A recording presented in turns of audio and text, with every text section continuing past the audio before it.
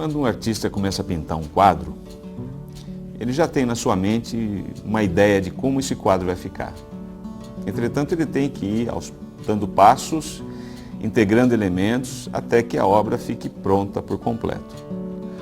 Ou mesmo um maestro, quando ele está regendo uma orquestra, ele tem na sua mente exatamente como essa música deve ser executada, ele tem exatamente o conjunto dessa obra na sua cabeça. Mas ele precisa que cada um dos elementos seja executado de maneira que o público possa apreciar essa obra por completo. É mais ou menos isso que nós vamos ver hoje, né? Seja bem-vindo, resumindo o estudo da agenda número 4, integrando os diversos processos de um projeto. O que busca um projeto? Quais as características do produto do projeto? Quais materiais são necessários? Quais processos serão necessários para que o projeto seja constituído? Que equipamentos vão ser utilizados? Quanto vai custar cada um desses processos? Quanto tempo será necessário para executar todas as fases do projeto? Quais conhecimentos nós vamos precisar para que esse projeto seja concluído? É isso que nós vamos ver ao longo desse conteúdo de hoje. A integração dos processos de um projeto. Então, os processos de um projeto são esses três aí que você está vendo. O desenvolvimento do plano, a execução do plano e o controle geral de mudanças. Ok? Vamos, portanto, então, focar no desenvolvimento do plano. Desenvolvimento do plano é necessário reunir informações históricas, ou seja, quais são as experiências anteriores que foram vividas pela equipe de projetos ou pelo gestor de projetos, que serão importantes para serem utilizadas nesse novo, né? Essas experiências são de extrema importância para saber, para se fazer, não só saber, mas para se fazer o plano. Há que se considerar também as políticas internas da organização, né? Quando a gente fala de políticas internas, nós estamos falando, por exemplo, filosofia da qualidade da empresa, qual é a política de contratação de RH, de recursos humanos, quais são os controles financeiros, a política financeira da empresa, enfim, são algumas características que cada instituição tem e que devem ser, portanto, empregadas e obedecidas dentro da gerência de projetos. Verificar também as possíveis restrições, quais são as exigências contratuais. Por exemplo, eu vou adquirir um determinado equipamento ou um determinado material para ser utilizado no projeto e de repente tem lá uma exigência da empresa que tem que ser de uma marca específica, né? Tem que ser dessa marca, ou o contrário, dessa marca específica eu não quero, nós não queremos, né? Pode ter alguma restrição. Quais são as premissas? As premissas seriam os princípios que norteiam as atividades da organização contratante ou ainda da organização executora do projeto.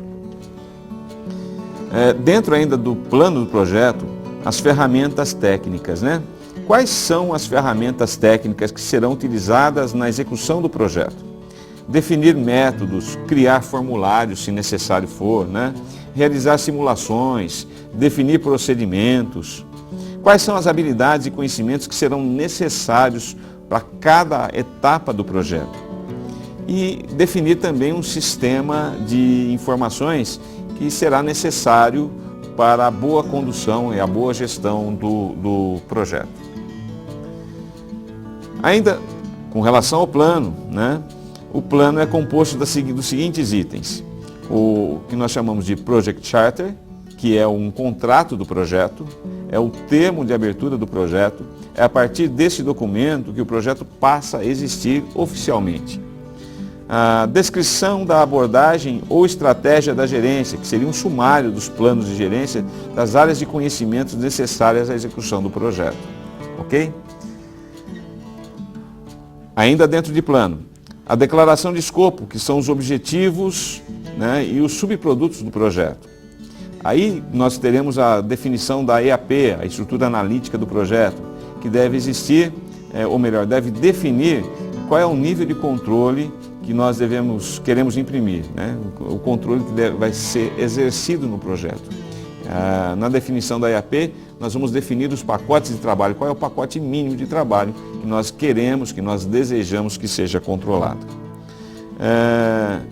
Estimativas de custos e datas programadas para o início de cada uma das atividades, bem como as atribuições das atividades no nível da IAP, da estrutura de análise do projeto. O plano é composto ainda da baseline, que são as medidas de desempenho, os parâmetros, como prazos a serem cumpridos, metas relativas a custos, entre outras coisas. Mão de obra, definição dos perfis de mão de obra que deve ser contratado, como ligar essa mão de obra em níveis hierárquicos, né? Definir as funções-chave, os profissionais específicos necessários para cada uma das atividades, se haverá necessidade de contratar alguém em determinado ponto do projeto, né? Em determinada fase, e como que a gente vai executar isso. Principais riscos que a gente vai correr, é claro que sempre haverá riscos das coisas não saírem exatamente como planejado, então a gente já tem que prever com antecedência quais são esses riscos, quais são as restrições e respostas planejadas a esse risco. Se acontecer isso, eu vou fazer aquilo. Se acontecer tal coisa, como é que eu vou ter um plano de ação caso aquilo que eu estou prevendo como risco possa ocorrer? Eu já tenho que pré-definir esse plano de ação. Os planos de gerência auxiliares, né? Qual o escopo de cada uma delas, né? Seus respectivos prazos. Questões por resolver, decisões pendentes, a gente nunca consegue prever tudo. Sempre ao longo do planejamento vai ficar uma ou outra questãozinha pendente. Isso porque o planejamento pode ocorrer ocorrer de não conseguir fechar todas as questões, né? Então a gente tem que deixar quais são as questões que estão ficando pendentes. E alguns outros detalhes. Após a elaboração do plano, deve haver algumas pendências, né? Então isso deve ser documentado, né? Ver quais são os documentos adicionais que demandam algum tempo para ficarem prontos. Isso deve estar bem registrado. Como, por exemplo, de documentos que podem ficar pendentes são documentação técnica, especificações de desenhos, definição de padrões a serem considerados durante a execução do projeto e assim por diante. Aqui nós fechamos, portanto, o primeiro item, que é o plano. Aí partimos para a execução do plano. Uma vez desenvolvido o plano, passamos para a sua execução. É botar a mão na massa. Fazer com que as coisas aconteçam da maneira como nós planejamos, da maneira como nós pensamos, idealizamos. Nenhum projeto sai exatamente como planejado, a gente sabe disso, já dissemos isso. Por essa razão é que se faz necessário submeter aos envolvidos, né, todos os profissionais envolvidos, todas as alterações que foram realizadas durante a execução. Uma vez aprovadas, elas deverão ser registradas e delas a gente deve tirar quais são as lições aprendidas. Então veja bem, todas as pessoas envolvidas, todas as partes interessadas devem ser comunicadas sobre as possíveis alterações ocorridas durante a execução. Ok? E essas lições aprendidas vão compor aquilo que nós entendemos como histórico, que a gente vai utilizar para futuros projetos. O controle geral de mudanças, né? Nós temos aí promover atualizações do plano, promover ações corretivas, registrar lições aprendidas.